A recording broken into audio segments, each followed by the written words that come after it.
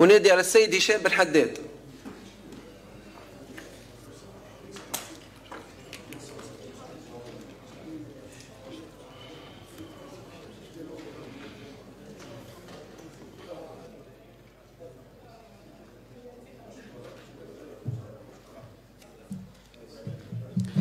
بسم الله الرحمن الرحيم. الحمد لله تعالى رب العالمين، به أستعين، وأصلي وأسلم على المبعوث رحمة للعالمين سيدنا محمد صلى الله عليه وعلى آله وصحبه إلى يوم الدين. وبعد، السيد رئيس الجلسة، السيد وزير المالية، سيدة وزيرة العلاقات مع البرلمان، سيد وزير الاتصال، سيدات والسادة إطارات الحكومة، زملائي زميلاتي النواب، أسرة الإعلام، الحضور جميعا، السلام عليكم ورحمة الله تعالى وبركاته. السيد وزير المالية المحترم، في الحقيقة هو من غير المعقول بل من غير الممكن أساسا أن تكلمنا في معرض تقديمك لمشروع قانون المالية سنة 2026 عن توازن مالي نسبي في ظل تسجيل عجز تاريخي بلغ 9627 مليار دينار، وكما تعلمون بنسبة تقدر ب 54.58% من إجمالي النفقات.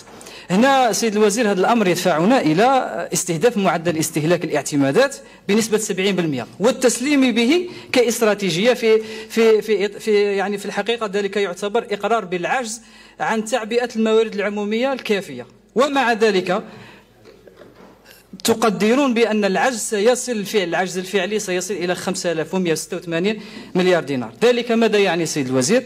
يعني أن نصف الميزانية تقريبا ممول بالاستدانة، وهذا في نظر كل العارفين، وأنتم سيد العارفين بالمالية العمومية في البلاد، هذا انحراف خطير عن مبدأ الاستدامة المالية الذي كرسه دستور قوانين المالية وهو القانون العضوي 15/18.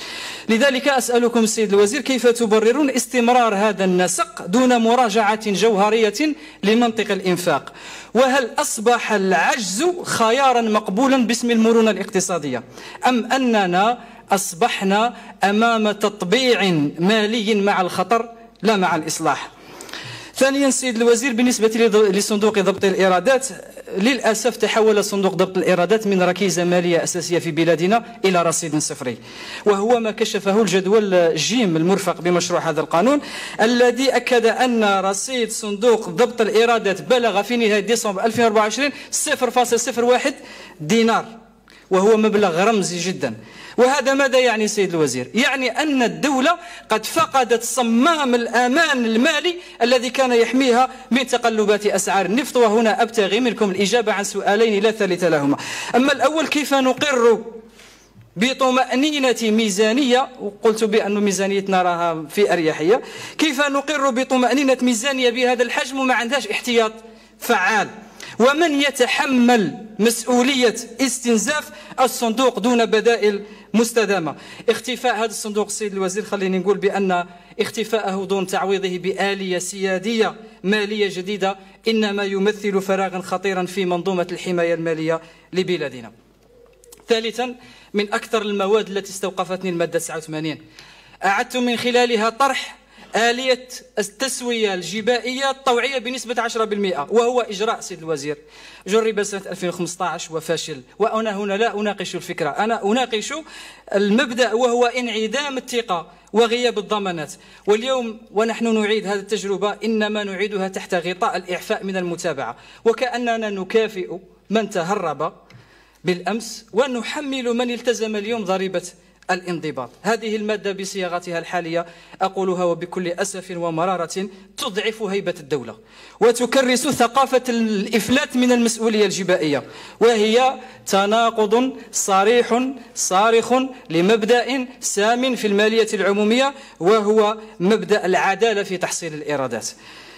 رابعا، أسجل كذلك بقلق كبير مضمون المادتين 130 و 137 التي مضمونها تكلم عن الإعفاءات الضريبية التي تسري بأثر الرجعي من جوان وأكتوبر 2025، في تناقض كذلك لأحد المبادئ الأخرى، وهو مبدأ عدم رجعية قوانين المالية. وهنا سيد الوزير باختصار شديد عندي ملاحظتين، نقطتين، الأولى من الناحية المالية القانونية، والثانية من الناحية الأخلاقية. من الناحية القانونية سيد الوزير، لا يمكن لأي نص مالي أنه يمنح إعفاءات لعمليات أنجزت قبل دخوله حيز التنفيذ. هذه من الناحية القانونية. أما من الناحية الأخلاقية، كيف نفسر لمستثمر كيفاش نفسروا المستثمر التزم بالقانون أنه مستثمر آخر استفاد من امتياز بأثر رجعي؟ هذه المواد سيد الوزير تفتح الباب أمام ما يسمى بالتمييز الجبائي، تفتح الباب على مصراعيه أمام التمييز الجبائي، وتقوض ثقة الفاعلين الاقتصاديين في استقرار قواعد اللعبة المالية والاقتصادية. مشروع المالية أضحى للأسف الشديد مزدحما بالإجراءات الاستثنائية وبالترقيعات الظرفية لا بالإصلاحات البنيوية. ما أقوله أننا بحاجة إلى ميزانية إنتاج لا ميزانية تسيير، إلى قانون مالية يؤسس لديناميكية اقتصادية جديدة، لا إلى وثيقة تعيد تدوير نفس السياسات ولكن بعناوين مختلفة. الإصلاح الحقيقي أيها الحضور الكريم يبدأ من شجاعة الاعتراف بالخطأ وبالخلل، فهل نحن نعترف بالخلل وبالخطأ؟ ويبدأ كذلك من وضع معايير صارمة للإنفاق العمومي وربط كل دينار بمردوديته لا بوجهته الإدارية ولا بوجهته البيروقراطية. بلادنا تتطلع آفاق 2030 إلى سياسة مالية رشيدة، لكن بلوغ هذا الهدف يتطلب بوصلة مالية دقيقة. وهنا حتى لن نكون عدميين عندي 4 اقتراحات. الأول، تجميد أي تسهيلات تمس قواعد الاستدانة إلى حين تقييمها تقييما عمليا سيد الوزير، تقييمها تقييم عملي وليس بيروقراطي. ثانيا، إنشاء آلية دقيقة